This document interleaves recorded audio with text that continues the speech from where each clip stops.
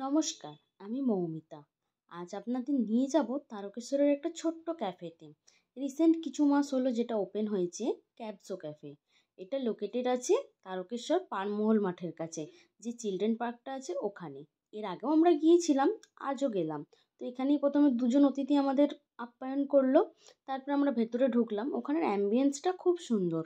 আর এখানে একটা সন্ধ্যা কাটানোর মতো খুবই সুন্দর একটা জায়গা। তো আমরা ওখানে গিয়েই প্রথমে মেনু কার্ডটা দেখলাম। এখানে বেশি কিছু অপশান ছিল না, বাট ইভিনিং স্ন্যাক্সের জন্য খুবই ভালো ভালো অপশান ছিল। যেমন এখানে কফি, স্ন্যাক্স এগুলো খুব ভালো রকম ছিল। কোল্ড কফি, মিল্কশেক এগুলো খুব ভালো ছিল। তো আমরা এখান থেকে একটা অর্ডার করেছিলাম চিকেন টম পাস্তা। পাস্তাটা খুব ভালো ছিল, এর আগেও আমরা খেয়েছি। এছাড়াও এখানে কোল্ড কফির অপশান খুব ভালো আছে। তো এখানে আমরা গল্প করতে করতে কিছুটা স্ন্যাক্স খেলাম, খেয়ে অনেকটা সময় কাটালাম এই জায়গাতে। তারপর আর এই ক্যাফেটা ওপেন হয় সন্ধ্যে 5:30 থেকে রাত্রি 9:30 পর্যন্ত। এখানে খাবারের দামও খুব একটা বেশি নয়।